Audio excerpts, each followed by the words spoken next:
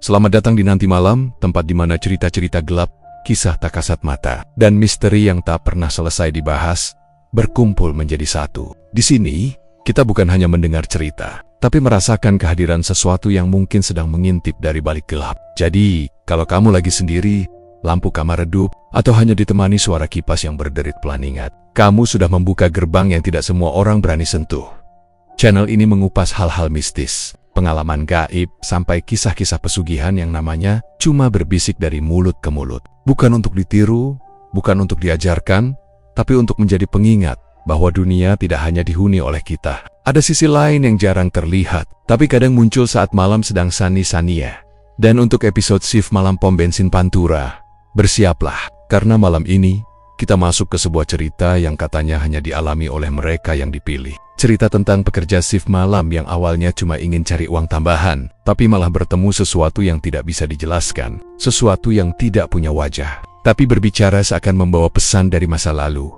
Pantura, dengan jalur panjang penuh lampu redup dan hutan kecil di kiri kanan jalan, sudah lama dikenal sebagai tempat perlintasan makhluk-makhluk yang tidak selalu terlihat. Ada yang bilang, banyak arwah penasaran di sana. Ada juga yang percaya beberapa tempat di sepanjang jalur itu menjadi lokasi orang-orang melakukan perjanjian gelap untuk mendapatkan kekayaan instan. Namun masalahnya, harga yang harus dibayar tidak pernah murah. Dalam kisah malam ini, semua unsur itu seakan bertemu. Sebuah pom bensin yang katanya tidak pernah benar-benar tutup. Seorang petugas shift malam yang mendengar suara aneh dari pelanggan yang mobilnya tidak terekam CCTV, dan sosok-sosok tanpa wajah yang kembali bukan untuk menakut-nakuti, tapi untuk menagih sesuatu yang sudah lama terlupakan. Kalau kamu siap, tarik nafas pelan. Pastikan pintu kamar sudah terkunci, karena cerita ini mungkin membuatmu menatap jendela 2 kali sebelum tidur. Selamat datang di Nanti Malam. Dan inilah shift malam pom bensin Pantura. Gue, Raka, baru 2 minggu kerja di pom bensin kecil di jalur Pantura. Wilayah yang dikenal orang karena jalannya panjang, gelap, dan penuh cerita aneh yang kalau didengerin lama-lama bisa bikin bulu kuduk berdiri. Dari pertama kali gue masuk kerja, sebenarnya gue udah dengar rumor-rumor aneh dari warga sekitar. Katanya pom bensin ini dulunya pernah tutup setahun penuh karena ada kecelakaan besar di depannya. Tapi nggak ada yang mau cerita detail. Jawabannya selalu menggantung kayak tanda tanya gede pokoknya. Oh no kedaden lah. Tapi gue yang waktu itu cuma butuh kerja dan gak mau ribet urusan ginian, cuma enggong-gaking-gonggok doang. Selama 2 minggu itu gue selalu dapat shift pagi atau siang yang relatif aman. Orang lalu lalang, sopir truk ngobrol, kadang gue juga sibuk nolongin pelanggan yang kesusahan bayar pakai QR. Pokoknya normal, gak ada yang aneh. Sampai akhirnya, giliran jadwal shift malam pertama gue tiba. Begitu lihat kertas jadwal ditempel, nama gue ada di baris jam 23,0 kurang 07,0. Rasanya kayak jantung gue jatuh ke perut, tapi gue pura-pura santai. Bang Dodi, senior gue yang udah kerja di sini hampir 5 tahun, ngeliat reaksi gue dan cuma ngakak. Santai Kal, malam tuh gajinya lumayan. Lagian, biasanya sepi. Yang penting, ya kamu kuat mental. Kalimat terakhirnya itu bikin gue menelan ludah. Maksudnya, apaan bang? Kok ngomongnya gitu? Dia mendekat, nadanya merendah kayak mau nyeritain gosip paling rahasia di dunia. Di Pantura ini, bukan cuma manusia yang lewat. Ada yang lain. Gue langsung ketawa. Bang, jangan nakut-nakutin. Baru juga kerja. Tapi alih-alih nimpalin dengan bercanda, wajah Bang Dodi berubah serius. Aku ngomong serius kah? Ini pom udah beberapa kali didatangi sesuatu. Kamu nanti juga bakal tahu sendiri kalau shift malam. Aku nggak mau kamu panik pas lihat. Darah gue langsung mengalir dingin. Lihat apa? Apa? Dia ngehela napas panjang kayak mikir apakah perlu bilang atau enggak. Akhirnya dia ngomong pelan. Kalau ada pelanggan datang tapi mukanya nggak jelas, jangan pernah nanya apa-apa. Isi aja bensin. Jangan lihat terlalu lama. Paham? Gue ketawa, tapi kali ini nggak lepas. Bang, serius amat. Mukanya nggak jelas tuh gimana? Yah, nggak ada mukanya. Kayak kosong. Kadang kayak kabur. Pokoknya jangan dilihatin lama. Gue beneran mikir dia bercanda. Atau mungkin mau nguji nyali gue. Tapi ada sesuatu di cara dia ngomong yang bikin gue ngerasa dia bukan sedang bercanda sama sekali. Ada raut takut yang jelas banget di mata dia. Tapi dia tahan-tahan. Tapi ya udah, karena gue belum pernah ngalamin apa-apa. Gue anggap itu cuma cerita buat nakut-nakutin anak baru. Begitu malam tiba, gue berangkat sambil bawa bekal kopi sachet dan roti tawar. Langit malam Pantura waktu itu gelap banget. Cuma ditembus lampu-lampu truk yang lewat, kayak hantu besi bergerak. Jalanan panjang lurus itu selalu kelihatan misterius. Kadang gue mikir, kok bisa ya manusia kerja di tempat kayak gini sendirian? Tapi sekarang, gue jadi bagian dari orang-orang itu. Sampai di pom bensin, suasananya super sepi. Bahkan angin pun kedengeran jelas, nyeret dedaunan kering di aspal. Lampu-lampu neon ada yang kedip-kedip kayak nafas terakhir orang kecapekan. Bang Dodi duduk di kursi kantor kecil, sambil nulis sesuatu di buku laporan. Nah, mulai sekarang kamu yang jaga, katanya sambil berdiri dan ngasih gue kunci laci kas. Aku pulang dulu, ada keperluan. Gue langsung kaget. Loh, bang, nggak bareng gue? Shift malam emang cuma satu orang kah? Dari dulu gitu. Dia nyengir kecil, tapi senyumnya nggak bikin tenang. Lebih kayak senyum orang yang pengen bilang, semoga kamu selamat. Ya, dia tepuk bahu gue pelan sebelum pergi. Kalau ada suara-suara aneh, abaikan. Kalau lampu tiba-tiba mati, tenang aja. Kalau ada mobil datang tapi kamu nggak dengar suara mesin, jangan kaget. Dan ingat, jangan lihat wajah mereka terlalu lama, dan dia pergi begitu aja. Gue berdiri sendirian di halaman pom bensin yang luas, dengan lampu neon yang cuma beberapa. Rasanya kayak dunia ini menyempit, tinggal gue sama suara malam. Bukan suara kota, bukan suara orang, tapi suara alam yang rasanya kayak ngeliatin gue balik. Gue mulai kerja, duduk di bangku dekat dispenser pertama, sambil ngopi dan berharap waktu maju lebih cepat. Truk-truk besar lewat sesekali, tapi jaraknya jauh. Suara mesin beratnya menggema lalu hilang lagi. Sekitar jam 11:30, gue mulai ngerasa kalau tempat ini terlalu tenang. Kayak ada yang nahan suara alam, jangkrik masih kedengeran. Tapi entah kenapa, suaranya jauh, sangat jauh. Kayak gue sendirian di dunia. Tiba-tiba dari kejauhan terdengar suara seret pelan. Gue pikir ada pelanggan jalan kaki, tapi pak gue lihat, nggak ada siapa-siapa. Tanah kosong di dekat toilet dilet pekat. Pepohonan di belakang pom bensin ikut bergoyang pelan. Tapi anehnya angin di tubuh gue sama sekali nggak berasa. Gue ngelus lengan yang tiba-tiba merinding. Walah, jangan aneh-aneh Lara. Gue ngomong sendiri, mencoba ngusir pikiran buruk. Kerja doang ini, masak takut sama halu. Sekitar jam 12 lewat, gue denger suara motor. Suara mesin jauh banget, tapi makin lama makin mendekat. Akhirnya sebuah motor bebek tua muncul dari kegelapan, lampunya redup kayak hampir mati. Yang bawa orang tua pakai jaket tebal, helmnya hitam pekat tanpa visor. Jadi mukanya nggak kelihatan. Dia berhenti tepat di depan dispenser gue. Gue maju seperti biasa. Malam pak, isi berapa? Dia nggak jawab. Tangannya tremor, nunjuk ke tangki motor pertalit. 15.000, katanya pelan. Suaranya aneh, berat, kayak orang lagi menahan sesuatu di tenggorokan. Gue isi bensin, sambil sesekali ngintip. Gue masih penasaran sama mukanya, karena helmnya nggak ada visornya. Tapi gue ingat pesan Bang Dodi. Meskipun gue saat itu masih menganggapnya cuma bercanda. Jangan lihat terlalu lama. Selesai isi, gue bilang total harganya. Dia ambil uang dari kantong jaket, tapi waktu dia ngeluarin tangannya, sesuatu bikin gue membeku. Jemarinya panjang banget, kayak lebih panjang dari jemari manusia biasa. Dan warnanya pucat banget. Kayak tangan orang sakit parah yang udah lama gak kena matahari. Gue terima uangnya sambil nahan napas. Dia gak bilang apa-apa, langsung gas motornya dan pergi ke gelap. Tapi hal yang bikin gue makin ngeri adalah suara motornya pelan banget. Bahkan ketika udah agak jauh, suaranya hilang total. Padahal jarak pandang masih kelihatan jelas. Gue berusaha mikir positif. Mungkin emang motor tuanya gitu suaranya. Tapi rasa merinding itu nggak hilang. Kayak ada hawa aneh yang lewat barusan. Belum 5 menit setelah itu, lampu neon pom bensin di sudut kanan tiba-tiba mati. Ses, suara korslet kecil kedengeran. Lampu lainnya masih nyala, tapi yang satu itu padam penuh. Gue mau ngecek tapi entah kenapa kaki gue berat banget. Kayak ada yang nahan. Gue memaksa diri, akhirnya maju pelan-pelan. Tapi begitu gue sampai di dekat tiang lampu itu, udara di sekitar tiba-tiba dingin banget. Padahal ini Pantura, jam segini biasanya masih panas. Tapi sekerong, dinginnya menusuk sampai tulang. Dari arah pepohonan belakang pom bensin, terdengar suara kayak langkah kaki kecil. Tek tek tek pelan. Ritmenya pelan, tapi stabil. Gue berhenti jalan. Langkah itu juga berhenti. Gue mundur 1 langkah. Langkah itu terdengar maju 1 langkah. Bo Ojo ngetut-ngetuti aku. Gue bisik tanpa sadar kalimat Jawa yang keluar karena panik dan barengan itu, suara langkah berhenti total. Gue membalik badan cepat lari cek kantor. Kepala gue pusing, napas nggak karuan. Gue tutup pintu kantor setengah terbanting. Jendela kaca kantor kecil itu langsung berkabut. Padahal nggak ada alasan untuk berkabut. Lampu kantor kedip sedikit dan di sela-sela kaca jendela kayak ada bayangan bergerak cepat. Bukan manusia. Tapi gerakannya cepet banget. Kayak merayap. Gue tahan napas, gak berani bergerak. Tubuh gue kaku. Beberapa detik kemudian bayangan itu hilang. Lampu kantor kembali stabil. Gue gak tahu apa yang barusan lewat. Gue bahkan gak mau tahu, jujur. Tapi perasaan gue baru setengah malam dan hal-hal aneh baru mulai. Gue keluar lagi setelah beberapa menit. Mencoba memberanikan diri. Pom bensin terasa lebih dingin dari sebelumnya. Langit makin gelap, kayak tanpa bintang. Jalanan Pantura terasa panjang tanpa ujung.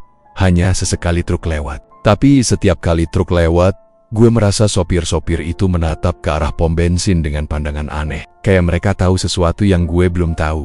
Jam 1:10, suara mesin mobil terdengar dari kejauhan. Normalnya gue senang ada pelanggan, karena berarti ada manusia nyata. Tapi kali ini, suara mesinnya nggak masuk akal. Terlalu halus, terlalu pelan. Kayak mobil listrik, tapi juga kayak bukan mesin sama sekali. Lebih mirip suara hembusan angin yang berat. Mobil itu muncul dari gelap. Warna hitam legam, lampu depannya redup, tapi anehnya pancarannya jauh banget. Dan yang paling bikin gue ngeri, mobil itu meluncur pelan, tanpa suara ban. Sama sekali nggak ada suara gesekan ban dengan aspal. Hati gue langsung ciut. Mobil itu berhenti tepat di dispenser 2. Jaraknya nggak jauh dari gue. Gue berdiri mematung. Gue ingat pesan Bang Dodi. Kalau ada pelanggan datang, tapi mukanya nggak jelas, jangan lihat lama-lama. Tapi saat jendela mobil itu mulai turun pelan, suara hatiku cuma bilang satu hal. Rak, oho and the lock way. Dan saat kaca itu turun setengah, akhirnya gue melihatnya sesuatu yang seharusnya tidak mungkin ada. Sesuatu yang membuat gue menyesal. Pernah tertawa saat Bang Dodi memperingatkan gue. Dan sesuatu yang membuat malam pertama gue di shift. Malam jadi awal dari cerita yang harusnya tidak pernah gue alami. Jam 1 pagi lewat sedikit, udara di pom bensin itu terasa seperti berubah wujud. Tadinya cuma dingin biasa, tapi sekarang jadi dingin yang punya tujuan. Dinginnya bukan sekadar cuaca, tapi dingin yang kayak menyentuh kulit dengan sengaja. Lampu neon di atas kepala gue kedip-kedip, seolah memaksakan diri buat tetap nyala meskipun udah capek. Suaranya berdenyut pelan, tik, tik, tik, seperti jantung yang mulai melemah. Gue waktu itu lagi nyapu area dekat dispenser, kegiatan random yang gue lakuin, karena jujur, gue cuma butuh distraksi dari rasa nggak enak yang makin lama makin numpuk. Dan ya, benar, ketenangan itu pecah ketika dari kejauhan gue dengar suara mobil. Bukan suara ban nabrak kerikil atau suara mesin normal. Suaranya itu datar, stabil, dan gak ada getaran. Gue bahkan gak ngerasa ada angin lewat. Seharusnya kalau mobil mendekat, ada sedikit dorongan udara atau suara pelan ban yang ngerem. Tapi ini nihil total. Kayak ada bayangan gede bergerak, bukan kendaraan. Mobil itu akhirnya muncul dari gelap. Sedan hitam, panjang, mengkilap. Tapi kilapnya aneh, bukan kayak pantulan lampu, tapi kayak cahaya dari permukaannya sendiri. Dan yang paling bikin tenggorokan gue kering adalah bagian depan mobil itu. Tidak ada plat nomor kosong, hitam polos. Si kenekan mobil itu baru lahir. 2 detik lalu gue berdiri terpaku beberapa detik sebelum akhirnya sadar gue harus bergerak. Lutut gue sedikit gemetar waktu gue melangkah mendekat. Nafas gue rasanya lebih pendek dari biasanya. Jantung gue berdetak kayak orang dikejar. Pas gue sampai di samping mobil itu, jendelanya turun perlahan. Suaranya bukan suara mekanik, tapi lebih kayak kain sobek. Pelan, tapi bikin bulu tengkuk naik. Lalu gue melihatnya. Penumpang di dalam mobil itu duduk tegak. Posturnya kelihatan normal. Tapi wah, tidak ada. Benar-benar tidak ada. Tidak ada mata, tidak ada hidung, tidak ada mulut. Hanya permukaan putih pucat, halus, kosong. Kayak topeng kosong, tapi bukan topeng. Kulit yang gak punya identitas. Kayak kertas putih yang belum pernah disentuh pulpen. Gue langsung ngerasa dingin menjalar dari tengkuk sampai ke pinggang. Rasanya kayak darah gue berhenti ngalir. Mulut gue otomatis terbuka, mau ngomong mau isi apa. Tapi suara gue ketahan di tenggorokan. Gue hampir kabur sambil teriak astagfirullah. Tapi sebelum gue sempat mundur, dari permukaan kosong itu muncul suara laki-laki. Aku datang, menebus dosa. Suara itu bukan keluar dari mulut karena dia nggak punya mulut. Suaranya muncul entah dari mana di dalam mobil itu. Dalam, berat, dan seperti gema dari ruangan yang nggak kelihatan. Gue hampir jatuh saking syaknya. Tapi karena otak gue otomatis mode kerja, gue tetap ngambil nozzle dan mulai ngisi bensin. Jari gue gemetar parah sampai nozzle itu nyenggol badan mobil. Biasanya pelanggan marah kalau kena gores.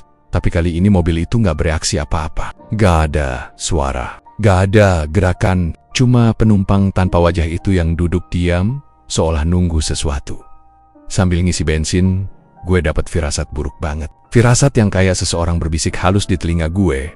Ojo ndelok maneh. Oh, and jangan lihat lagi. Jangan lihat. Tapi rasa penasaran manusia memang jauh lebih keras kepala. Gue sesekali ngintip ke wajah polos itu. Dan setiap kali gue melihatnya, gue ngerasa kayak sedang menatap dinding kosong. Tapi dinding itu juga sedang menatap balik. Saat nozzle masih ngucur, suara itu muncul lagi. Pertalit, penuh. Kali ini suaranya lebih pelan, tapi terasa lebih dekat. Lebih pribadi. Kayak dia bicara langsung ke belakang kepala gue. Gue refleks menelan ludah. Tangan gue udah dingin kayak es. Tapi gue terus ngisi. Mesin dispenser berdengung pelan. Tekanan bensinnya stabil. Gue memaksa diri buat tetap menatap layar angka. Bukan ke penumpangnya. Tapi suara itu muncul lagi. Lebih berat, lebih nyesek.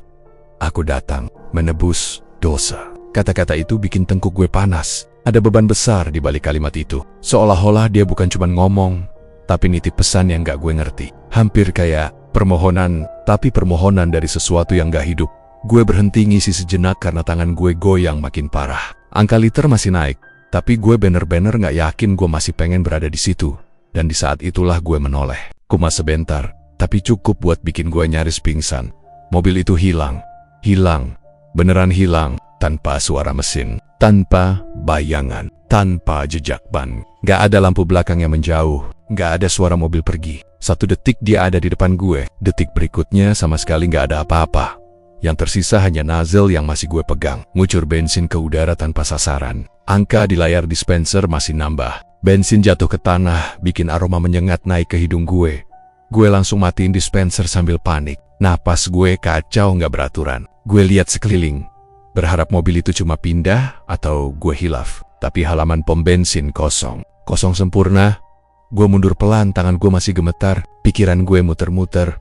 Kayak kipas rusak. Gue coba nyari logika, mungkin mobil itu mogok terus didorong. Mungkin gue ketiduran sambil berdiri. Mungkin itu cuma halusinasi karena gue capek. Tapi tanah di bawah kaki gue masih basah kena tumpahan bensin karena gue kaget barusan. Dan nozzle gue masih dingin. Dan yang paling gak masuk akal, bau yang tertinggal. Ada bau aneh di udara. Bukan bau bensin, bukan bau asap, tapi bau seperti kain basah lama yang disimpan di tempat lembab. Bau yang kayak datang dari sesuatu yang udah terlalu lama gak disentuh dunia. Aroma yang bikin gue mual, tapi juga bikin gue gak bisa gerak. Gue masuk ke kantor pom bensin dengan langkah goyah. Gue duduk di kursi plastik. Kepala gue berat, pikiran gue kacau. Gue coba tarik napas dalam buat nenangin diri. Jendela kaca kantor memantulkan wajah gue yang pucat pas gue lihat. Mata gue kelihatan benar-benar panik. Aku datang, menebus dosa. Kalimat itu muter terus di kepala gue seperti rekaman rusak. Apa maksudnya? Dosa siapa? Dosa dia? Atau dosa orang lain? Kenapa harus bilang ke gue? Gue bukan siapa-siapa. Gue pegang rambut. Frustrasi? Apa sih ini? Kenapa harus gue? Gumam gue. Tiba-tiba ada suara kecil dari luar kantor. Suara kayak ada yang ngetuk jendela dari luar. Tok tok tok. Gue refleks berdiri. Jantung gue hampir copot. Suara itu pelan, teratur. Tok tok tok. Kayak seseorang mau minta izin masuk. Gue pelen-pelen maju ke jendela. Gue gak berani buka tirai langsung. Gue cuma ngintip dari celah kecil. Awalnya gue pikir itu manusia. Sosoknya tegak, berdiri menghadap jendela. Tapi begitu gue fokus lebih dekat, badan gue langsung gemetar. Sosok itu berdiri diam, tanpa bayangan. Lampu neon di atas harusnya bikin bayangan jatuh ke tanah. Tapi di bawah sosok itu kosong. Tidak ada garis. Tidak ada bentuk. Kayak dia melayang sedikit di atas tanah. Walau nggak kelihatan jelas. Gue merinding setengah mati. Gue mundur beberapa langkah sampai punggung gue nabrak meja. Bo ojo sing mlebu kene, gumam gue spontan. Tanpa sadar suara ketukan itu berhenti.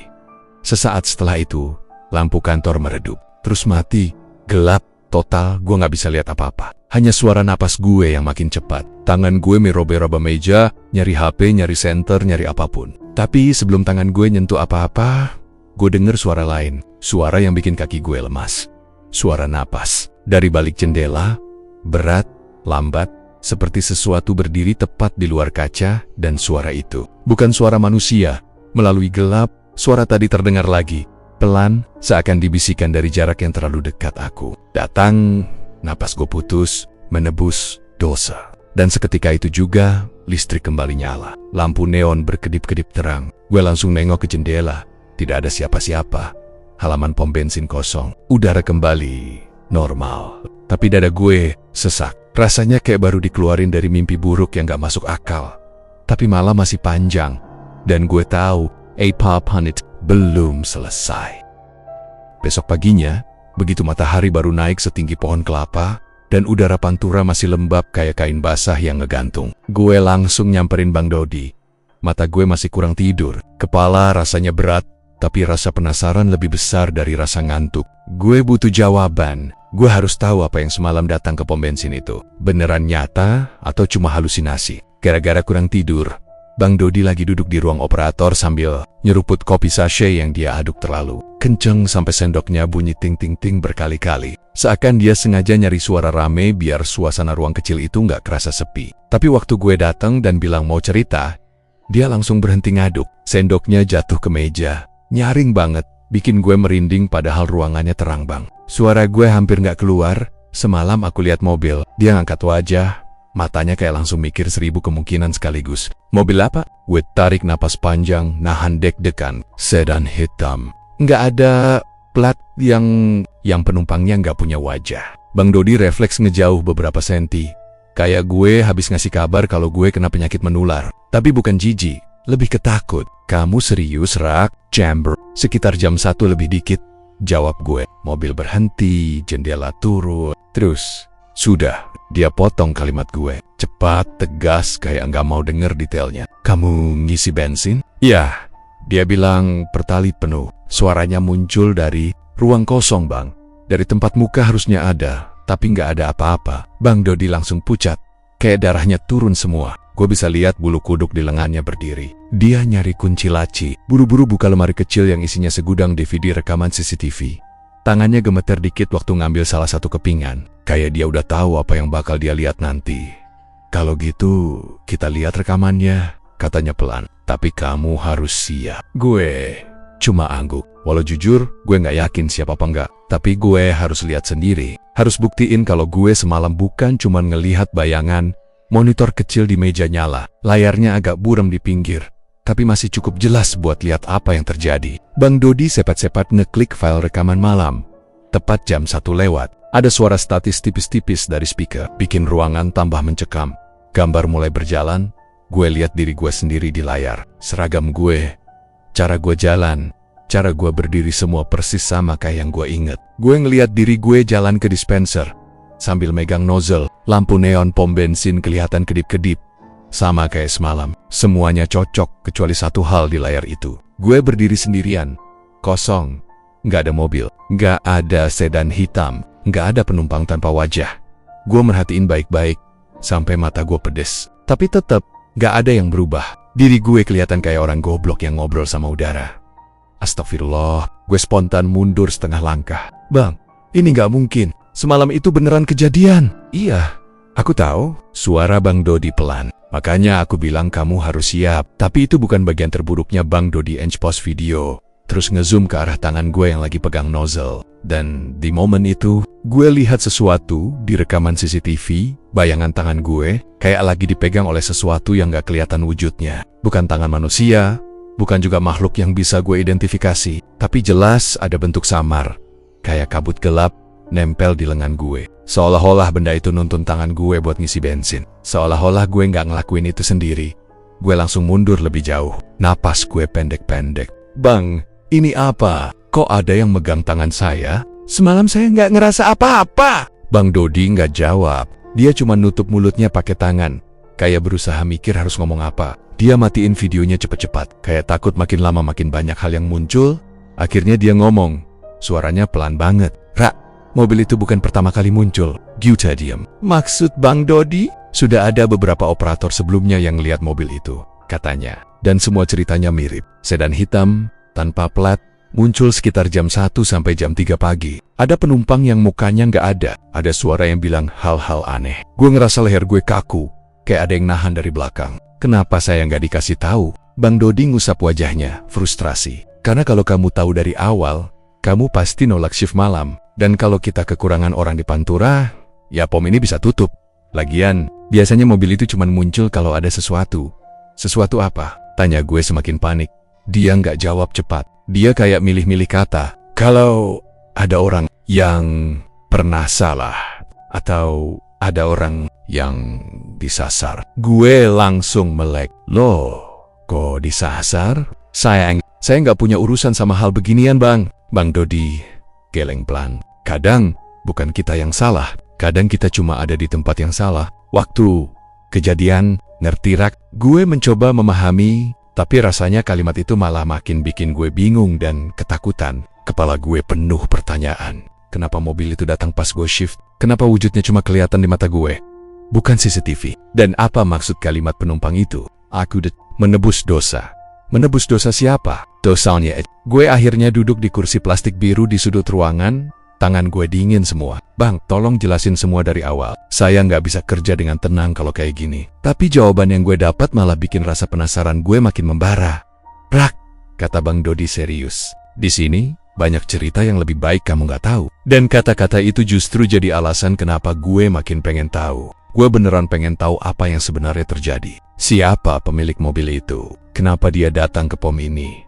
Dan kenapa dia munculnya pas gue jaga? Tapi sebelum gue bisa tanya lagi, listrik di ruangan tiba-tiba kedip. Lampu neon di atas kepala kami tiba-tiba mati hidup kayak kedutan. Monitor CCTV yang tadi masih nyala tiba-tiba gelap sesaat. Muncul garis-garis liar lalu suaranya keluar kersi kayak radio rusak. Bang Dodi langsung berdiri. Aduh, mulai lagi. Mulai apa, Bang? Tanya gue cepat. Dia cuma geleng, murmur pelan. Wes, ora usah. Aja takon sing aneh-aneh sih, Krak. Ada nada Javanese halus yang keluar begitu natural dari mulutnya. Kayak itu bukan sekadar kalimat tapi peringatan. Monitor yang glitch tadi tiba-tiba kembali normal. Tapi ada sesuatu yang berubah. Salah satu kamera yang mengarah ke dispenser tempat gue ngisi bensin semalam tiba-tiba muter sendiri. Kamera itu nggak bisa muter otomatis. Beda sama CCTV mall. Kamera itu manual. Harus diputer secara fisik, tapi di layer. Kamera itu bener-bener bergeser. Kayak ada yang mindahin. Gua refleks mundur. Bang, itu kamera kok bisa? Dan sebelum gue selesai ngomong, kamera berhenti tepat menghadap titik tertentu, sebuah titik kosong tapi di layer. Ada bayangan hitam berdiri di sana. Gue dan Bang Dodi sama-sama terpaku. Bayangan itu tinggi, kurus, dan gak punya bentuk jelas. Tapi kayak manusia, cuma hitam pekat. Dan berdiri tepat di tempat mobil hitam itu. Berhenti semalam. Bayangan itu gak gerak sedikit pun, tapi gue ngerasa kayak bayangan. Itu ngeliatin gue, adegan itu cuma berlangsung beberapa detik, lalu bayangan itu tiba-tiba menghilang. Kamera kembali ke posisi semula dengan gerakan cepat dan kasar. Kayak ada yang narik paksa.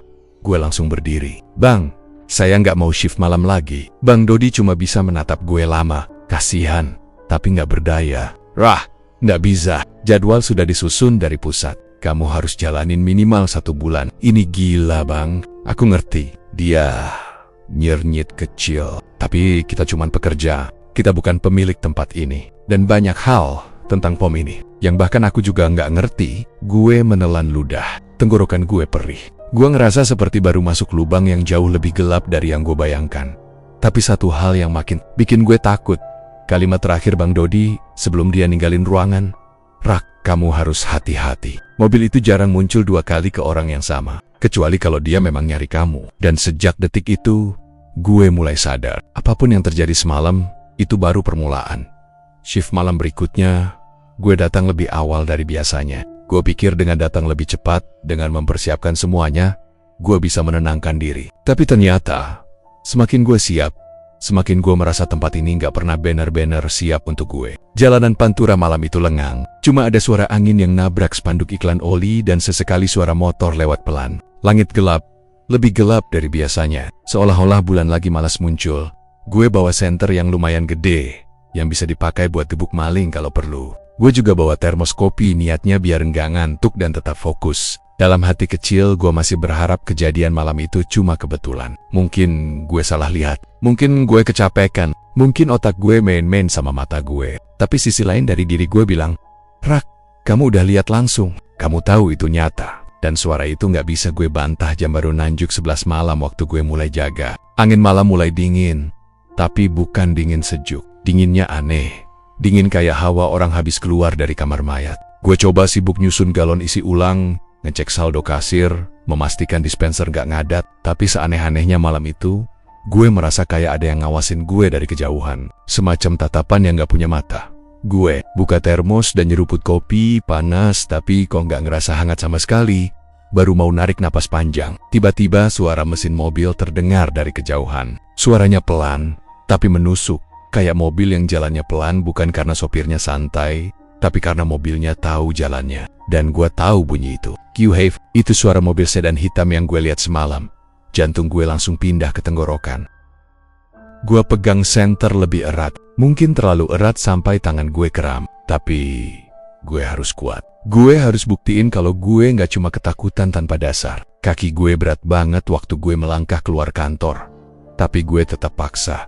Lampu neon pom bensin kedip sekali. Kedip 2 kali, lalu stable. Tapi cahayanya pucat banget, kayak seseorang menghisap semua terang dari lampu-lampu itu. Dan mobil itu muncul dari tikungan. Perlahan, seolah-olah udah hafal tempatnya. Sedan hitam, Tampa plat. Catnya mengilap tapi bukan mengilap bagus. Mengilap kayak sesuatu yang basah. Tapi bukan air. Mobil itu berhenti lebih dekat kali ini. Jaraknya mungkin cuma 3 meter dari gue. Dekat banget sampai gue bisa lihat pantulan tubuh gue sendiri di kaca hitamnya. Gue gak bergerak, gue gak berani. Kacanya turun pelan, begitu pelan, sampai bunyinya terasa kayak bisikan. Dari kursi depan, kosong, gak ada siapa-siapa. Tapi dari kursi belakang, gue lihat sesuatu yang bikin badan gue lemas. Lutut gue hampir jatuh. Ada anak kecil duduk di sana. Anak perempuan umur sekitar 7 atau 8 tahun. Rambutnya panjang tapi kusut, kayak jarang disisir. Kepalanya miring sedikit ke kanan. Tapi yang paling bikin gue gak bisa bernapas adalah bagian mukanya. Nggak ada mata, nggak ada hidung, nggak ada mulut. Cuma kulit pucat keabuan yang mulus. Kayak topeng tanah liat belum dibentuk. Dia memegang boneka. Boneka beruang yang udah rusak. Bulunya copot di beberapa bagian. Yang paling salah adalah kepala bonekanya kebalik. Terpasang terbalik seolah sengaja dibengkokkan. Anak itu memegang boneka itu erat. Pelan-pelan mengangkatnya ke arah gue. Gue refleks mundur. Wah ya Allah. Suara gue pelan, hampir gak keluar. Lalu dari kursi depan tempat kosong itu muncul suara laki-laki yang sama, seperti malam pertama. Kami belum selesai. Menebus dosa. Suara itu dalam berat, tapi seraknya bukan serak manusia. Lebih seperti suara yang keluar dari perut goa, bukan dari tenggorokan. Suara itu bikin dada gue nyeri. Gue makin mundur, langkah gue goyah. Saya gak ngerti maksudnya apa. Mau apa bang? Tapi suara itu gak jawab pertanyaan gue. Dia ulang lagi, lebih tegas, belum selesai. Anak kecil itu yang mukanya polos tanpa apapun mulai gerak. Pelon bang, kepala boneka yang dia pegang mulai goyang ke kiri lalu cekenan. Seolah bonekanya yang memerhatikan gue, bukan anaknya. Boneka itu retak di bagian lehernya, dan retakan kecil itu berbunyi, krek, krek. Setiap kali kepalanya bergerak, gue gak bisa lari. Kaki gue back, sumpah. Rasanya kayak tanah di bawah gue menahan langkah gue. Lalu dari boneka itu, keluar suara. Suara itu serak, pecah. Kayak pita suara boneka udah rusak. Tapi itu jelas bukan suara elektronik. Itu makhluk. Boneka itu tiba-tiba jatuh dari tangan anak kecil itu dan terseret ke ujung kursi. Seolah-olah ada seseorang yang menariknya dari dalam mobil. Tapi nggak ada tangan, nggak ada wujud. Boneka itu bergerak sendiri. Gue merasa kepala gue mulai pusing, ruangan seperti berputar. Gue ingin teriak tapi nggak bisa. Suara tenggorokan gue kayak ditahan. Gue cuma bisa mundur masuk ke arah kantor. Langkah gue nggak stabil, tapi gue paksa. Begitu gue masuk dan nutup pintu kantor, lampu tiba-tiba mati semua. Bener-bener mati. Gelap total, suara AC berhenti. Suara kulkas minuman berhenti. Suara dispenser berhenti. Gelap total dan sunyi. Kecuali suara napas gue yang makin cepat dan makin gak teratur. Gue meraba-raba meja, nyari tombol lampu darurat. Tangan gue gemeteran. Kayak tubuh gue gak bisa ngontrol geraknya sendiri. Senter gue jatuh. Bunyinya keras banget di lantai. memantul sekali. Gue jongkok buru-buru ngambilnya, dan waktu gue pencet tombol senternya, cahaya pertama yang gue lihat adalah boneka itu. Boneka beruang rusak, dengan kepala kebalik, berdiri di atas meja kantor. Di depan gue, persis di meja yang tadi kosong, gue langsung jatuh terduduk. Cahaya senter gue goyang, nembus bayangan di dinding kayak tengen-tengen yang bergerak cepat. Boneka itu nggak bergerak, tapi posisinya berubah. Itu yang bikin gue makin panik. Tadi boneka itu di mobil, sekarang di meja. Dan gue nggak lihat kapan dia masuk. Dari luar kantor, suara mobil itu hilang. Nggak ada suara mesin, nggak ada suara ban, nggak ada suara pintu. Kayak mobil itu menghilang begitu saja. Gue ngambil senter. Tangan gue gemetar parah. Gue fokus ke boneka itu. Bonekanya diam. Tapi kok rasanya kayak boneka itu ngeliatin gue lewat kepala yang kebalik itu. Gue menggulung napas. Astagfirullah. Astagfirullah. Lalu lampu kantor nyala lagi. Tiba-tiba, seperti ada seseorang nyalain dari saklar. Lampunya terang, tapi gue lebih takut lagi. Karena biasanya kalau listrik mati, perlu beberapa detik buat stabil. Ini nyala begitu saja. Dan boneka itu masih di meja. Gue melangkah pelan-pelan, nyoba ngambil bonekanya buat gue buang ke tong sampah luar. Tapi baru tangan gue mau nyentuh bulu boneka itu gerak. Bukan banyak, kumesedik, tapi cukup buat gue jatuhin senter lagi. Tangan boneka itu naik, walau sangat pelan. Kayak ditarik tali halus yang gak kelihatan. Gue langsung mundur, hampir nabrak lemari kecil. Gue pengen teriak manggil Bang Dodi, tapi gue tahu dia nggak ada. Shift dia baru masuk pagi. Gue sendirian. Tiba-tiba, dari pintu kantor yang kacanya buram itu, muncul bayangan. Bayangan kecil, setinggi anak-anak. Bayangan itu nggak bergerak, hanya berdiri. Tapi gue tahu betul itu bayangan anak kecil tanpa wajah tadi. Gue nggak tahu keberanian itu datang dari mana. Tapi gue tiba-tiba teriak, "Kowe arep opo?" Itu keluar begitu saja. Spontan, bahasa Jawa yang jarang gue pakai. Tapi justru itu bikin udara di ruangan berubah lebih dingin. Seolah-olah makhluk itu ngerti apa yang gue bilang. Bayangan di balik pintu bergerak perlahan. Nggak membuka pintu, hanya bergeser. Seperti seseorang yang memiringkan kepala. Tapi dia nggak punya kepala. Nggak punya wajah. Bayangannya cuma bentuk gelap. Kemudian suara itu muncul lagi. Dari boneka. Ikut. Suara kedua menyusul dari luar. Belum selesai. Lampu kedip lagi. Boneka jatuh dari meja. Bayangan di pintu makin dekat. Udara semakin tipis. Kayak ruangan ini disedot dari dalam. Gue gak kuat lagi. Gue lari keluar dari pintu belakang kantor. Nafas gue berat. Dada gue kayak ditusuk ribuan jarum. Gue gak peduli apapun. Gue cuma mau keluar dari tempat itu. Pas gue sampai halaman belakang, suara mobil muncul lagi. Tapi tidak dari ruang depan. Suaranya muncul dari atas. Gue refleks nengok ke langit. Gak ada mobil, tapi ada refleksi hitam melintas cepat. Kayak bayangan sesuatu yang bergerak jauh lebih cepat dari manusia. Gue terhuyung, lutut gue, dan sebelum gue sempat berdiri, suara laki-laki itu muncul lagi. Tapi kali ini sangat dekat. Sangat tepat di belakang telinga gue. Raka, suara itu panjang, lembut, tapi bikin otak gue serasa mau pecah. Gue langsung balik badan dan gak ada siapa-siapa, sunyi, hening. Tapi boneka itu sekarang ada di kaki gue. Tanpa gue sadari, boneka itu jatuh dari langit atau dilempar entah dari mana. Gue menatap boneka itu, dan kepala bonekanya yang kebalik itu bergerak sedikit. Seperti sedang mencoba melihat gue dari posisinya yang salah. Dan dari mulut boneka yang robek keluar bisikan, "Besok giliranmu." Pagi itu, begitu matahari baru naik sepenggalah, gue langsung nyari Bang Dodi. Mata gue merah, badan gue gemeteran, dan kepala gue nyut-nyutan kayak dihantam palu godam semalaman. Gue nggak tidur sama sekali, bukan karena mau sok kuat, tapi karena setiap kali gue merem, gue ngerasa kayak ada sesuatu yang ikut masuk ke mimpi gue. Bukan cuma bayangan anak kecil itu, tapi suara boneka, suara serak ikut, yang terus enggulang-anggulang di dalam kepala gue sampai gue hampir gila. Gue bawa boneka itu dalam plastik hitam. Plastik yang gue ikat rapat banget, bahkan gue selotipin 2 kali. Tapi walaupun gitu, gue tetap ngerasa kayak boneka itu bisa bernapas. Kayak suara napas kecil ngikut dari dalam plastik. Perasaan itu bikin kulit gue merinding tiap detik. Begitu gue masuk kantor pom bensin, Bang Dodi lagi duduk sambil baca koran bekas. Tapi begitu lihat gue masuk sambil bawa plastik hitam itu, dia langsung berdiri terlalu cepat sampai kursinya hampir jatuh. Mata dia membesar, mukanya pucat, tangannya sedikit bergetar. "Rak, kenapa kamu bawa itu?" Suaranya pelan, tapi panik.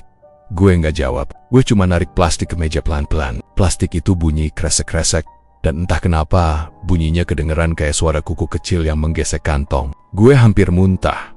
Bang Dodi memegang meja, menatap plastik itu kayak benda itu bisa meledak kapan aja. Kau ikiin du nayoli opo ora, rak, gumamnya pelan, bernada putus asa. Bang, suara gue goyang. Tadi malam, boneka ini tiba-tiba muncul di meja kantor. Padahal, sebelumnya ada di mobil.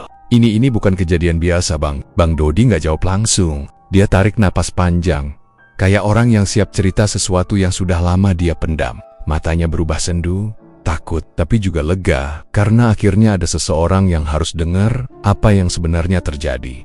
Akhirnya dia buka plastik itu. Tangannya gemetaran waktu narik ikatan plastik. Begitu plastik terbuka, kepala boneka itu keluar duluan posisi terbalik seperti semalam. Mata bonekanya bolong, cuma kain sobek. Tapi yang bikin merinding adalah kepala itu bergerak sedikit. Kayak terjatuh, tapi gerakannya terasa terlalu hidup untuk ukuran benda mati.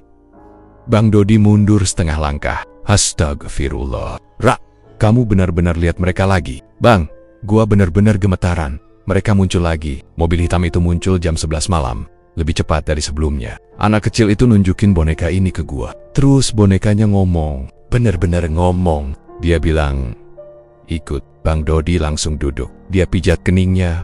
Napasnya berat. Setelah beberapa detik, dia akhirnya bicara. Rak, aku harus cerita. Kamu memang harus tahu. Gue langsung merapat, menunggu penjelasannya. Gue tahu firasat gue benar, ada cerita besar yang sengaja disembunyikan dari para pegawai lain dulu. Katanya pelan. Beberapa tahun sebelum kamu kerja di sini, ada kecelakaan besar di depan pom bensin ini. Tepat di kilometer 15 jalur Pantura. Gue mengangguk. Kecelakaan apa, Bang? Tabrakan, katanya lirih. Parah. Sebuah keluarga ditabrak truk besar yang remnya blong. Mobil mereka terpental ke sisi jalan, nabrak tiang pembatas. Dia berhenti sebentar, seolah cerita itu sendiri terlalu berat buat dilanjutkan mobil itu. Wanhai, sama persis seperti yang kamu lihat. Don Yang, mobil itu memang gak ada platnya. Polisi bahkan bingung, karena nomor rangka mobil itu juga rusak parah. Kayak sengaja disamarkan. Gue menelan ludah. Terus siapa korbannya? Bang Dodi lihat gue lama, sebelum dia akhirnya bicara dengan suara hampir berbisik satu keluarga. Bapak, ibu, dan anak mereka. Perempuan kecil, umur 7 tahun. Gue langsung ngerasa sesuatu dingin menelusup tulang belakang gue. Anak kecil, perempuan, umur 7 tahun, boneka, semuanya nyambung. Terlalu nyambung. Dia melanjutkan. Waktu kecelakaan itu terjadi, truknya kabur, sopirnya hilang. Sampai sekarang gak pernah ketemu. Don mereka, Kellywood, meninggal di tempat. Gue merapatkan tangan gue ke celana, karena jari gue gemetaran, yang bikin semua orang gak bisa tidur berminggu-minggu. Lanjut Bang Dodi. Mayat mereka, enggak, rusak parah. Kayak bukan cuma kecelakaan. Mukanya, sampai gak bisa dikenali. Gue membayangkan wajah tanpa fitur. Polos, pucat, mulus seperti tanah liat, kayak yang gue lihat di mobil. Anak itu, bapaknya, siapapun yang muncul di depan gue malam-malam, Bang. Suara gue hampir pecah. Mereka datang buat apa? Bang Dodi menatap gue dengan mata merah, seolah dia sendiri takut dengan jawabannya. Ada dua kemungkinan, Rak. Pertama, mereka masih mencari sopir truk yang kabur, menuntut keadilan. Atau dia terdiam lama, sangat lama, sampai gue harus dorong dia buat lanjut. Atau kedua apa, Bang? Atau mereka mencari seseorang yang bisa melihat mereka. Gue mengerutkan dahi. Maksudnya, dia memeluk tangannya sendiri, seolah kedinginan. Kamu orang pertama yang berani menatap mereka, Raka. Gue geleng-geleng cepat. Bang, saya nggak sengaja. Saya bahkan bukan mau berani. Saya cuma, refleks saja. Tapi tetap saja kamu menatap. Jawabnya tegas. Orang lain kalau lihat sesuatu ajaib, malah mulam, biasanya langsung lari, matanya kabur, atau pura-pura nggak lihat. Kamu malah diam dan memastikan apa yang kamu lihat itu benar. Diam. Gue merasa kedua kaki gue dingin.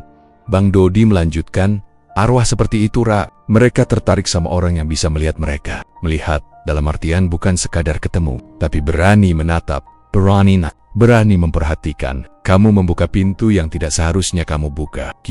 Bang, saya nggak tahu apapun. Saya bahkan nggak punya hubungan apa-apa sama kecelakaan itu. Tapi mereka menemukanmu, jawabnya. Itu cukup. Gue memegang kepala gue, mencoba memahami semua ini. Rasanya terlalu berat. Gue cuma pekerja pom bensin yang pengen dapat gaji bulanan. Gue nggak pernah minta buat dicari. Makhluk yang menebus dosa. Tapi ada satu hal yang gak berhenti muter di kepala gue. Kenapa bukan Bang Dodi? Bukan pegawai lama? Bukan sopir lewat? Kenapa gue? Gue akhirnya ngomong. Suara gue rendah tapi penuh tekanan, Bang. Mereka tadi bilang menebus dosa. Itu artinya apa? Bang Dodi kembali memijat keningnya. Dulu, keluarga itu terkenal baik. Suaminya sopan, istrinya ramah, anaknya pendiam tapi manis. Mereka bukan orang jahat, bukan kriminal, bukan pelaku dosa berat. Justru mereka korban. Arwah korban biasanya nggak menuntut apa-apa, kecuali keadilan. Jadi mereka nyari sopir truk itu. Ya, harusnya begitu. Lalu suaranya berubah pelan. Tapi ada sesuatu yang berubah. Berubah gimana? Bang Dodi terdiam lama. Dia menggigit bibirnya sejenak sebelum akhirnya bicara. Ada rumor kalau mobil hitam itu bukan sekadar kendaraan biasa. Ada yang bilang mobil itu sudah dikutuk sebelum kecelakaan terjadi. Ada juga yang bilang keluarga itu nggak mati karena kecelakaan saja. Apa maksudnya? Tanya gue makin takut. Beberapa warga pernah bilang, Bang Dodi menelan ludah, bahwa keluarga itu sebenarnya nggak meninggal di tempat. Mereka sempat hidup beberapa menit sebelum akhirnya meninggal di dalam mobil. Gue merinding dari ujung rambut sampai ujung kaki. Mereka bilang, lanjutnya, ketika warga mencoba nolong, mereka menemukan keluarga itu masih bergerak, tapi tidak seperti manusia normal. Anak kecil itu memegang boneka yang kepalanya terbalik, dan wajah ketiganya sudah hilang, padahal tubuh belum rusak parah. Kyume, wajah mereka hilang. Dulu, dia mengangguk perlahan. Ya, Ra, hilang sebelum mereka meninggal sepenuhnya. Gue memeluk diri sendiri. Bang, itu berarti mereka bukan cuma korban kecelakaan. Ya, mata Bang Dodi menatap lurus ke gue. Mereka korban sesuatu yang lebih gelap dari itu. Gue menelan ludah lagi. Kepala gue terasa berat dan dingin. Terus mereka kenapa datang ke saya? Bang Dodi menghela napas. Karena kamu satu-satunya yang bisa lihat mereka jelas. Tapi kenapa saya bisa lihat mereka? Bang Dodi menatap gue serius. Rak, kamu pernah alami kejadian apa sebelumnya? Sesuatu yang gak kamu ceritain ke siapa-siapa? Pernah lihat apa yang orang lain gak lihat? Pernah berada dekat kematian? Gue spontan menggeleng. Nggak pernah. Tapi setelah beberapa detik, wajah gue berubah. Karena otak gue tiba-tiba ingat sesuatu. Sesuatu dari masa lalu yang udah lama gue lupain. Waktu gue kelas 3 SMP, waktu gue naik motor bareng bokap, dan hampir bang, nabrak truk yang remnya blong. Gue hampir mati waktu itu. Hampir, napas gue mulai tersengal. Gue nggak tahu kenapa memori itu baru muncul sekarang. Gue menatap Bang Dodi dengan tatapan kosong. Bang, dulu saya pernah hampir kejadian. Hampir ketabrak truk yang remnya blong. Bang Dodi langsung berdiri, kaget. Ya Allah, Ra, Bang. Tapi saya nggak kenal siapapun. Nggak ada hubungan sama keluarga itu. Saya cuma hampir mati. Tapi nggak jadi. It's a duck. Suara Bang Dodi tremor. Kamu pernah dekat dengan pintu itu. Pintu antara hidup dan mati. Kadang, orang yang pernah berdiri di ambang pintu itu bisa melihat yang lain. Yang orang biasa nggak pernah lihat. Gue terdiam. Rak, suara Bang Dodi makin perlahan. Kamu bukan dipilih. Kamu hanya telat. Gue nggak bisa napas dengan benar. Bang Dodi lanjut. Dan itu artinya mereka mungkin gak akan berhenti datang sampai mereka selesai. Selesai apa, Bang? Selesai menebus dosa. Gue pegang boneka itu walaupun gue takut. Gue butuh jawaban dan gue lihat ke wajah boneka yang rusak itu. Gue tiba-tiba sadar. Bekas sobekannya membentuk garis seperti mulut. Mulut yang hilang. Mulut yang coba bicara. Dan malam tadi, boneka itu bilang sesuatu. Besok giliranmu. Gue lihat Bang Dodi dengan tatapan kosong. Bang, bonekanya ngomong ke saya, ngomong besok giliranmu. Bang Dodi langsung pucat. Rah, itu berarti mereka belum selesai. Tapi apa yang mereka mau dari saya? Bang Dodi menutup mulutnya dengan tangan. Dia nggak berani jawab. Tapi good. Dari cara dia menatap gue, dari cara dia mundur setengah langkah, dari cara tubuhnya membeku, dia tahu jawabannya. Dan gue tahu dia sengaja nggak mau bilang. Karena jawaban itu jauh lebih menyeramkan daripada boneka tanpa kepala, mobil hitam, atau keluarga tanpa wajah. Dan saat itu gue sadar, gue bukan cuma jadi saksi, gue bagian dari daftar mereka.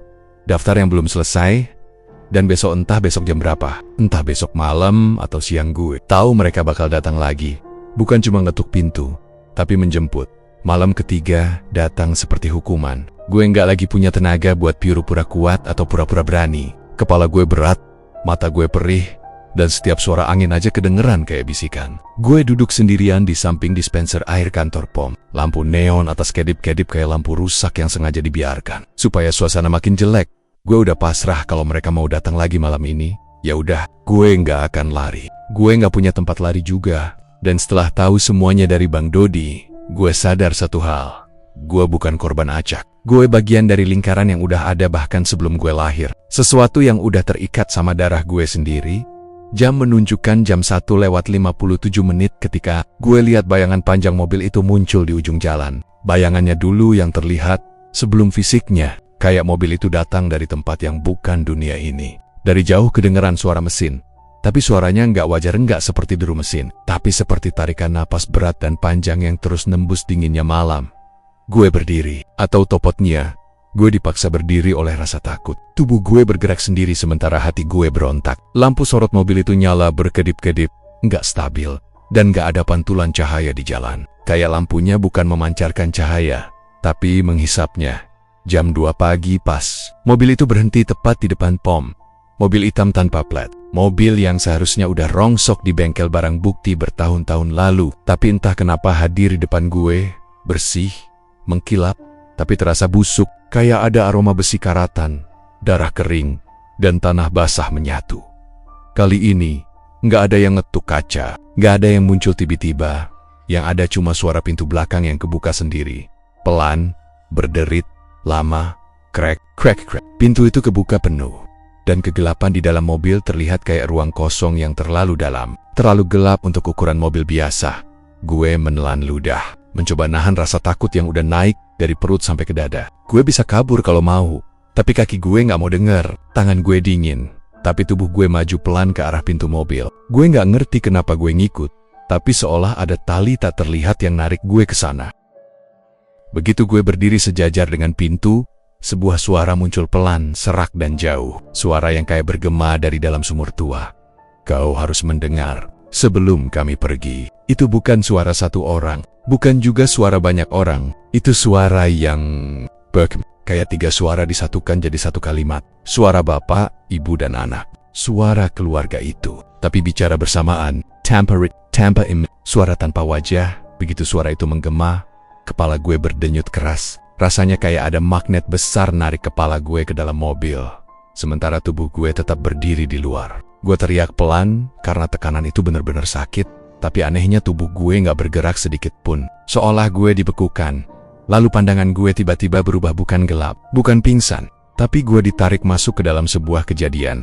Gue lihat jalanan Pantura. Gue lihat malam gelap dengan lampu truk yang menyala terang. Gue lihat mobil hitam keluarga itu berjalan pelan. Mungkin mereka baru pulang dari perjalanan jauh. Suara angin malam masuk ke telinga gue. Gue bisa ngerasain kursi mobil, bisa ngerasain getaran mesin, bisa dengar suara anak kecil ketawa kecil sambil peluk boneka. Herannya, semuanya terasa terlalu nyata untuk sekadar penglihatan. Gue lagi berada di dalam memori keluarga itu. Lalu suara klakson besar terdengar keras dari belakang. Gue lihat truk besar melaju cepat. Oleng goyang kanan kiri kayak ditarik sesuatu yang gak kelihatan. Sopirnya panik, suaranya teriak pelan. Remnya blong, remnya blong. Truk itu semakin dekat. Bapak di mobil berusaha ngerem. Tapi belum sempat mobilnya berhenti, tabrakan itu terjadi. Suaranya keras, menghantam, menghancurkan. Kayak dunia runtuh dalam sekejap. Tubuh gue seperti terlempar meski gue gak bergerak. Pandangan gue goyang. Gue lihat kaca depan retak. Logam penyok. Suara anak kecil menjerit, tapi jeritan itu bukan jeritan ketakutan. Lebih mirip jeritan terkejut yang langsung hilang. Seolah pita suaranya terputus. Mobil muter beberapa kali sebelum berhenti total. Lalu, gue lihat sesuatu yang bikin gue nggak bisa napas. Sopir truk yang tadi panik, bukan orang asing. Dia turun dari truk sambil pegang bahu yang luka. Seragam yang dia pakai, gue kenal logo perusahaan tempat gue kerja sekarang 3 garis biru dan huruf panjang. Besar jelas terlihat di bajunya. Dia ngelihat ke arah mobil korban. Dia ngerasa bersalah, tapi dia juga takut. Dia lihat sekeliling. Jalan sepi, gelap.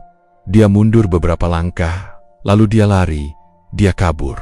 Dia nggak nyari bantuan, nggak telepon siapapun. Dia ninggalin keluarga itu, mati di jalan. Pandangan gue hitam sejenak, sebelum berubah lagi.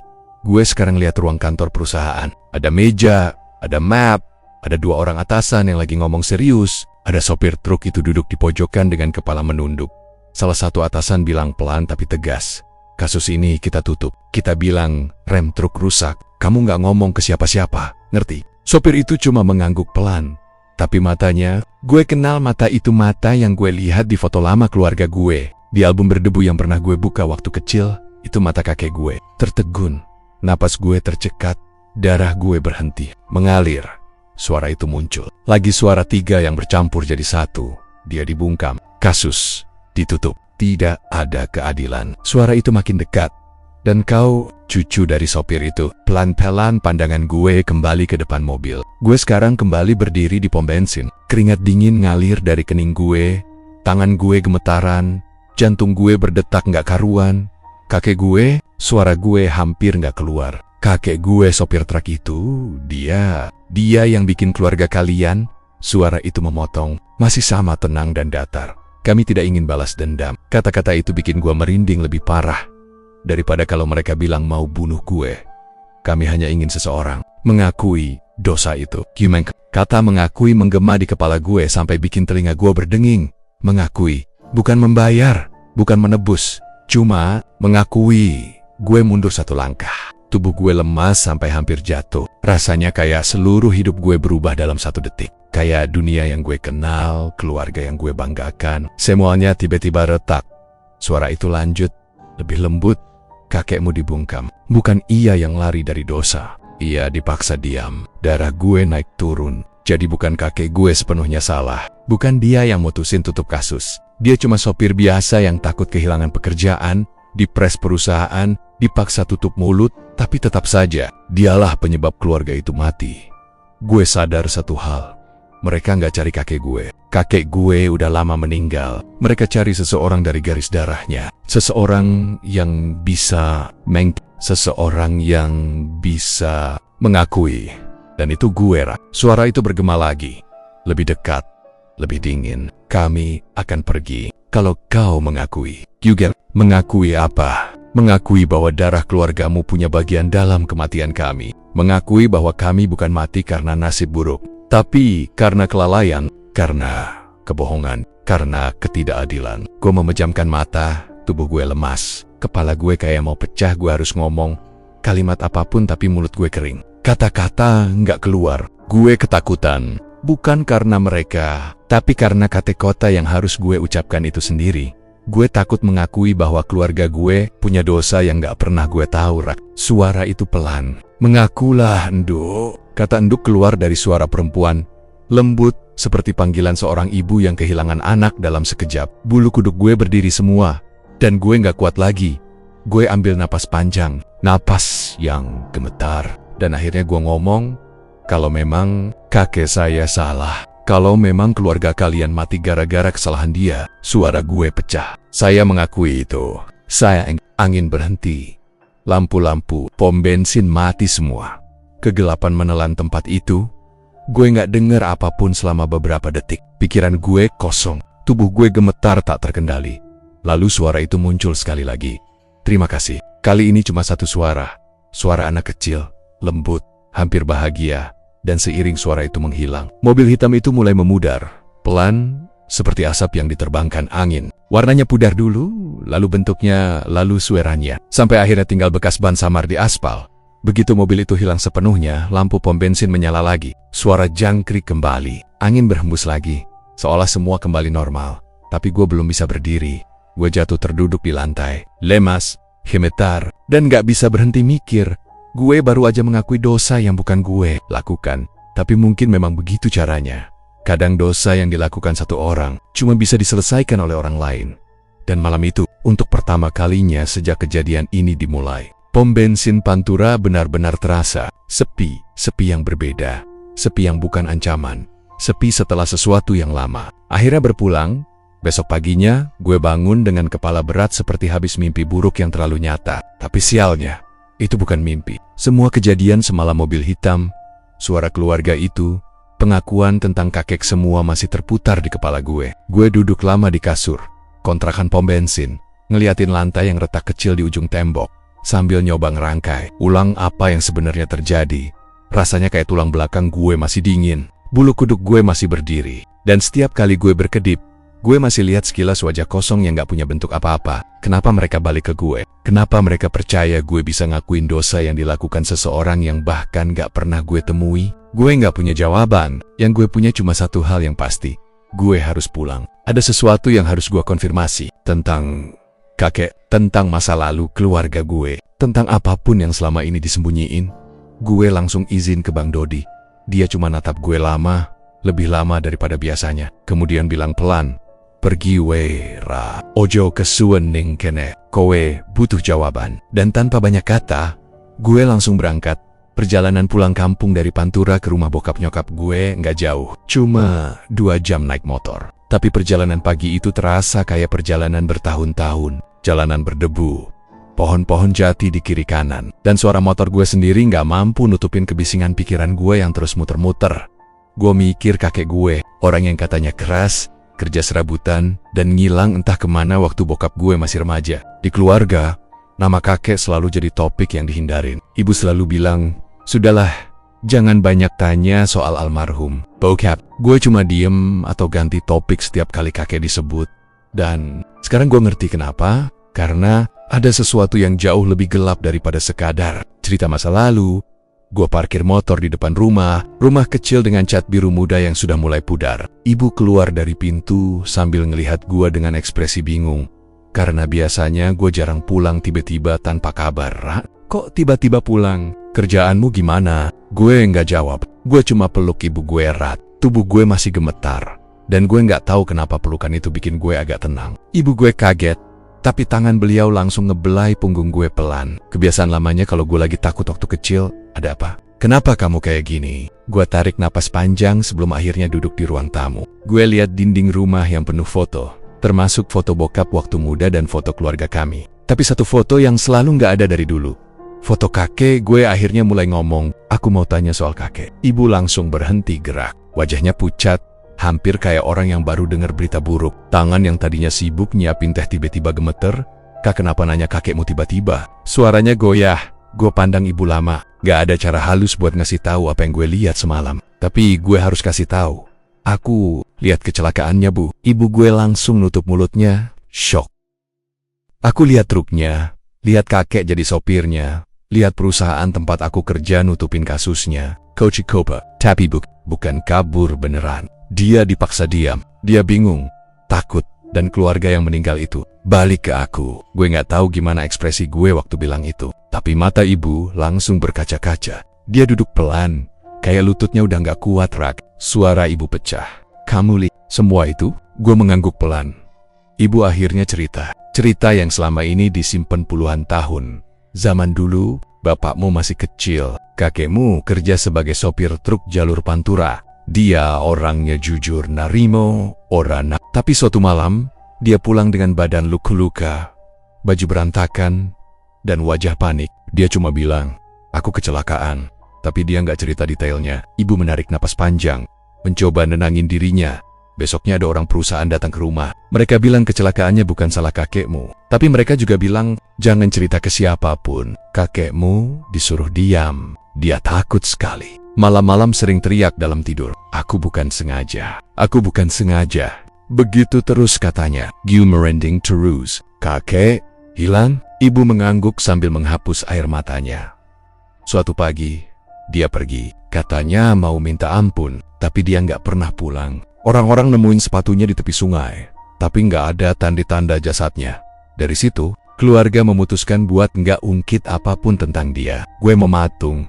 Jadi benar, kakek bukan penjahat. Dia bukan pembunuh. Dia cuma orang sederhana yang terjebak dalam kesalahan besar yang nggak dia mau. Tapi rasa bersalah ngebunuh dia pelen-pelen, sampai akhirnya dia hilang entah kemana. Gue tarik napas panjang. Badan gue gemetar. Tapi gue tahu satu hal. Ada satu langkah lagi yang harus gue ambil. Gue harus datangi mereka. Keluarga yang meninggal itu. Gue ambil boneka rusak. Itu dari tas kecil gue. Boneka yang kepala kebalik dan rambut kusut. Tapi di tangan gue sekarang terasa lebih berat. Bukan berat fisik, tapi berat sejarah. Berat dosa.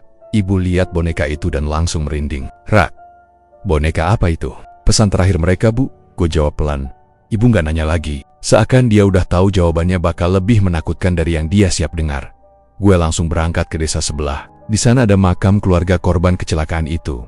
Menurut cerita warga sekitar, tempatnya kecil, sepi, dikelilingi pohon bambu yang daunnya bergesek pelan kena angin. Tapi begitu gue masuk area makam itu, angin berhenti. Total, suara burung berhenti. Daun berhenti bergerak kayak alam ikat. Nahan napas, gue jalan menuju 3 makam berjajar. Bapak, ibu, anak. 3 nisan sederhana tanpa foto. Cuma nama dan tanggal kematian. Gue berdiri di depan makam anak kecil itu. Tangan gue gemetaran waktu gue taruh boneka di atas gundukan tanahnya. Boneka itu jatuh pelan dan posisinya tegak sendiri. Seperti seseorang sedang memegangnya. Gue nggak berani nyentuh apapun. Gue cuma nunduk dan berbisik, saya sudah ngakuin dosa keluarga saya. Kalau itu yang kalian butuh. Saya berharap sekarang kalian tenang. Matur nuwun wis ora marahi aku ciloko. Matur nuwun wis percoyo karo aku. Angin tetap diam. Gue berdiri lama di sana. Mungkin 5 menit. Mungkin 10. Gue nggak tahu. Tapi tiba-tiba tanah di depan gue bergerak halus. Seperti ada angin lewat. Daun-daun kering bergeser. Dan dari arah makam anak itu, terdengar suara kecil, lirih, tapi jelas. Terima kasih. Bukan suara menyeramkan, bukan suara bergema, tapi suara anak kecil yang lega, seperti beban besar. Akhirnya dilepas. Gue langsung jatuh berlutut, napas gue pecah. Ada perasaan aneh campuran takut, lega, sedih, dan hangat sekaligus. Air mata gue keluar tanpa gue tahan. Begitu gue berdiri lagi, bonekanya udah nggak ada, bener-bener hilang. Bukan dicuri, bukan jatuh, bukan dipindahin, hilang. Gue pandang makam itu lama, sebelum akhirnya pergi. Sejak hari itu, segala sesuatu berubah. Mobil hitam itu gak pernah muncul lagi di pom bensin. Gak ada suara mesin aneh malam-malam. Gak ada pelanggan tanpa wajah yang minta diisi pertalite. Pom bensin itu kembali seperti tempat biasa. Sepi, panas, berdebu, tapi normal. Bang Dodi bilang dia ngerasa pom bensin jadi enteng. Kayak ada beban lama yang akhirnya lepas. Gue juga ngerasa begitu. Tapi bukan berarti semuanya berakhir. Kadang, di malam-malam paling sepi, gue masih merasa ada yang ngeliatin gue dari kejauhan. Dari arah jalan gelap sebelum pintu masuk pom. Bukan tatapan marah. Bukan mengancam. Lebih seperti tatapan orang yang memastikan gue baik-baik saja. Seperti orang yang bilang, jangan ulangi kesalahan yang sama. Seperti orang yang akhirnya bisa pergi, tapi tetap peduli. Kadang gue dengar suara pelan. Samar, hampir kayak angin. Urip sing bener, hiduplah dengan benar. Dan setiap kali gue dengar itu, gue cuma senyum kecil. Karena gue tahu, mereka tidak lagi terjebak di jalan Pantura. Mereka sudah menemukan rumah mereka, dan gue cucu dari sopir yang dulu. Salah langkah akhirnya bisa tidur tanpa dihantui dosa yang bukan gue lakukan. Tapi gue akui demi mengakhiri semuanya. Malam-malam pom bensin Pantura tetap gelap, tetap panjang, tetap penuh cerita. Tapi untuk pertama kalinya sejak gue kerja di sana, tidak lagi ada mobil tanpa wajah menunggu di tikungan. Tidak lagi ada pintu belakang yang terbuka sendiri, yang tersisa cuma suara angin, derut truk lewat, dan kenangan tentang kejadian yang sampai sekarang terasa lebih nyata daripada mimpi paling buruk sekalipun. Semuanya sudah selesai, dan gue lega bisa bilang itu.